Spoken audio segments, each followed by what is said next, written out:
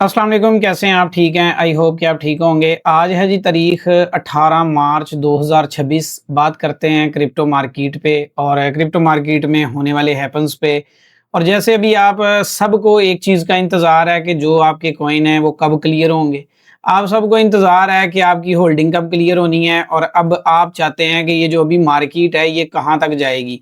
तो आज के इस लाइव सेशन में हम ये कवर करते हैं कि मार्केट में हो क्या रहा है और आइंदा दिनों में तवक्को किसकी की जाएगी। अच्छा, सबसे पहले हमारे सामने है कॉइन मार्केट कैप। जो भी क्रिप्टो में आते हैं, जो नए सुन रहे हैं उनको भी बताता चलूँ और जो पुराने हैं उनको भी पता है कि क्रिप्टो मार्केट में कोई भी पर्सन आएगा तो सबसे पहले जो उसको देखना होता है वो मार्केट की मूवमेंट को देखना होता है और मार्केट की मूवमेंट को देखने के लिए उसको कॉइन मार्केट कैप का सहारा लेना पड़ता है। कॉइन मार्केट कैप में जैसे ही वो आ जाएगा तो यहाँ से उसे ये अंदाजा होना शुरू हो जाएगा कि मार्केट ने ऊपर जाना है, नीचे जाना है, मार्केट में कितना पैसा आ रहा है, कितना जा रहा है, पैसा आएगा या जाएगा, ये सारी चीजें जो हैं वो यहाँ से पता लगती हैं। आपके सामने इस वक्त ग्रीड इंडेक्स चल रहा है 37। इसका सादा सा आपको बता देते हैं। जैसे कोई भी इंडिकेटर होता है उसके कुछ लेवल्स होते हैं। क्रिप्टो में मार्केट को पढ़ने के कुछ इंडिकेटर्स होते हैं, कुछ कॉइन्स को पढ़ने के इंडिकेटर्स होते हैं। लेकिन एक इंडिकेटर जो सबसे ज्यादा यूज किया गया, मतलब मैं अगर अपने पर्सनल एक्सपीरियंस में बताऊं तो सबसे ज्यादा अगर मैंने किसी चीज को फॉलो किया, देखा या काम करते देखा तो वो ये वाला इंडिकेटर था जिसे ग्रीड इंडेक्स बोलते हैं। इसमें होता क्या है कि जब लोगों में डर बैठ जाता है तो डर जब बैठता है तो ये इंडेक्स ऑटोमेटिकली डाउन होना शुरू हो जाता है जब लोग विड्रॉ कर रहे होते हैं। जैसे ही लोग अपना पैसा इस मार्केट में वापस लेके आते हैं तो इसका इंडेक्स बढ़ जाता है और जैसे ही इंडेक्स ये बढ़ता है, पैसा वापस आता है तो आपको डेफिनेटली ग्रीनरी नजर आती है जो कि आपको अभी भी नजर आ रही है। इसकी वजह ये है कि ये 5 पे गया हुआ था और 5 से 37 पे आया है तो मार्केट में पैसा भी बढ़ा है। अब पैसा कैसे हम देखेंगे कि पैसा यहाँ पे बढ़ा है कि नहीं बढ़ा। उसके लिए जब आप रोजाना कॉइन मार्केट कैप के ऊपर आके उसे ओपन करेंगे तो यहाँ पे आपको ऊपर सामने नजर भी आएगा। जैसे कि अभी आपको यहाँ पे नजर आ रहा है कि आर्ट्स कॉइन का जो है ना इंडेक्स 52 पे है और ये कुछ दिन पहले 25 पे था। इसका मतलब ये है कि आर्ट्स कॉइन के अंदर भी पैसा आ रहा है और ये 37 के ऊपर जो इंडेक्स है मोस्टली ये पूरी मार्केट का होता है, लेकिन जैसे ही ऊपर जाता है तो ज्यादा पैसा आपको बीटीसी या थीरियम में नजर आता है। लेकिन अब यहाँ पे आपके सामने जैसे कि ये देखें, सामने आपके लिखा भी हुआ है कि 1 घंटे के अंदर कितने कॉइन्स मूव हुए हैं 4 आवर में। लेकिन अगर हमने ये जानना है कि आज के दिन में, आज के घंटे में किस में पैसा आया किस में नहीं, और अगर हमने आज के दिन में ट्रेड करनी है तो कैसे, तो आपको ले चलते हैं। ये देखें, अब यहाँ पे एक हमने खोला है क्रिप्टो बबल्स को। ये एक ऐसी वेबसाइट है जो आपको ये बता देती है कि आज के दिन में किसके अंदर पैसा आया हुआ है।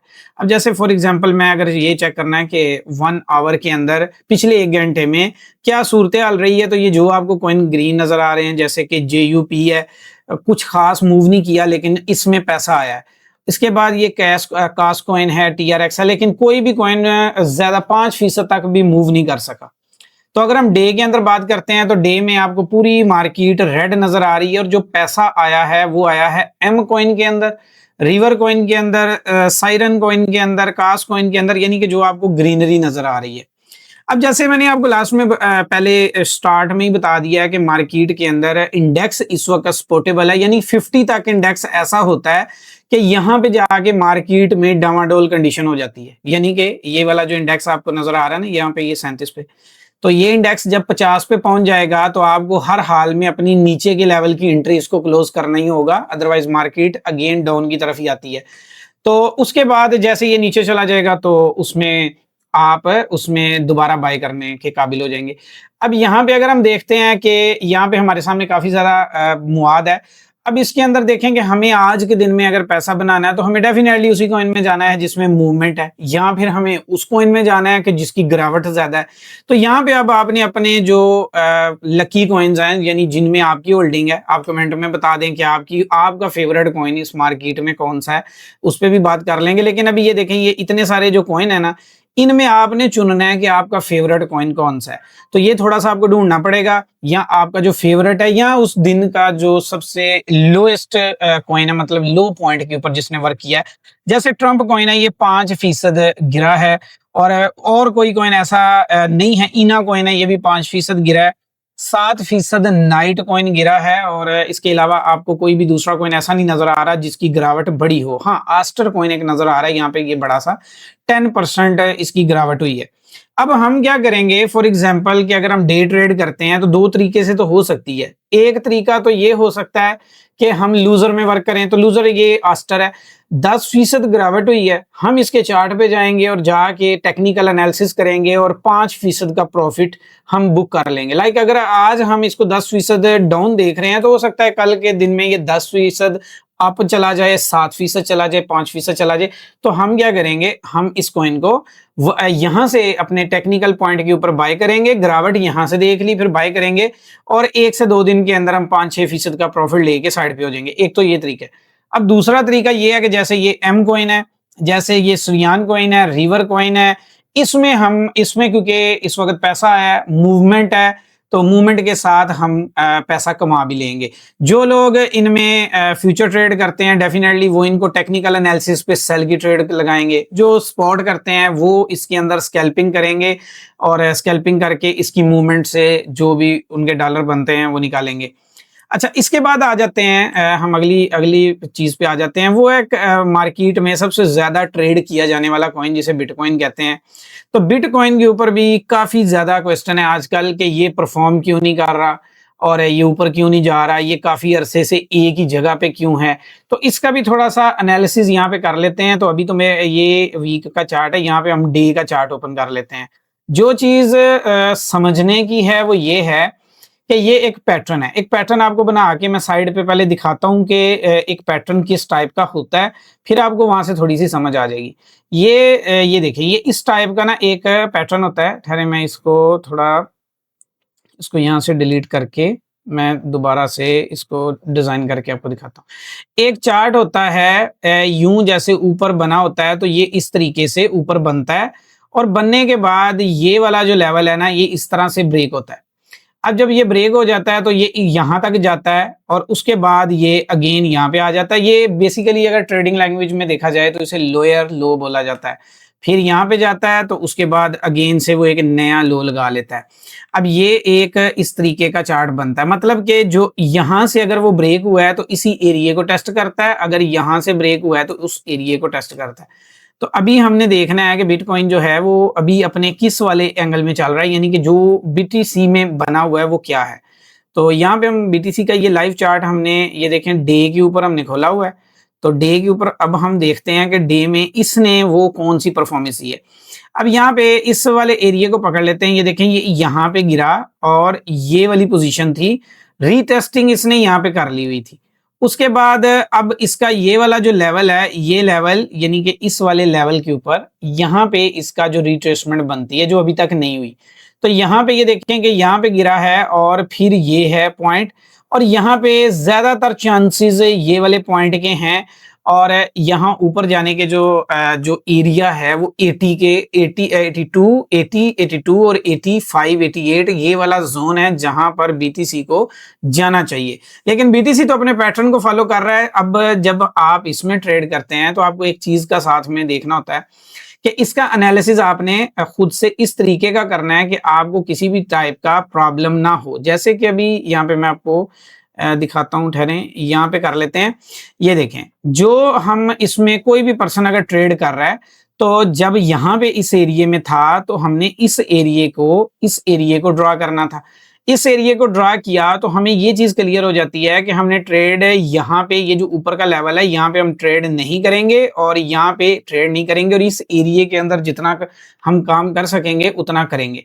अभी का जो जोन है जो अभी वाला बना हुआ है, आइंदा दिनों के इसको यहां से खत्म करते हैं। नया जो अभी का बना हुआ जोन है वो ये वाला है, यानी अभी अपनी परफॉर्मेंस बीटीसी की यहाँ पे इस वाले लेवल के ऊपर ये वाला एरिया है।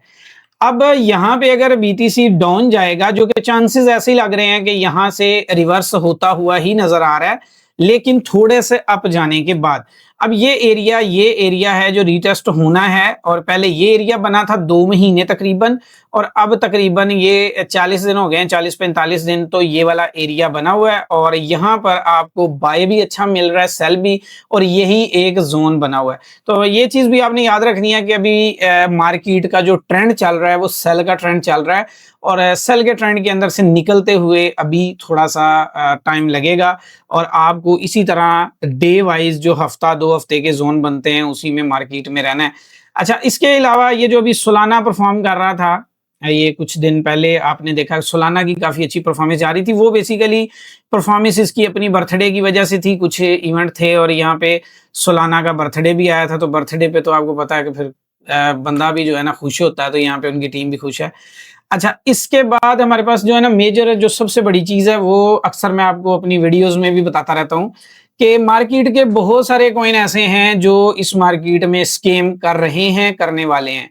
उसमें मैंने कुछ कॉइन की लिस्ट आपके सामने फेसबुक और टिकटॉक वीडियोस में भी रखी थी, और यहाँ पे भी वो वीडियो लगाई थी कि बाइनेंस का जो तरीकाकार है वो ये है कि पहले कॉइन को लेके जाते हैं मॉनिटरिंग में, लिस्ट होने के बाद अगर वो परफॉर्म ना करे तो उसे मॉनिटरिंग में लेके जाते हैं, तो मॉनिटरिंग के बाद जो कॉइन परफॉर्म ना करे उसे डीलिस्ट की तरफ लेके जाते हैं।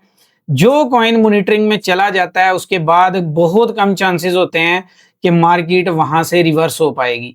तो यहाँ पे जो आपको नजर आ रहे हैं, कुछ दिन पहले जो मैंने लिस्ट शेयर की थी उसमें A to Z मतलब A to Z कॉइन है, ये वाला, ये आपको ये कॉइन नजर आ रहे होंगे।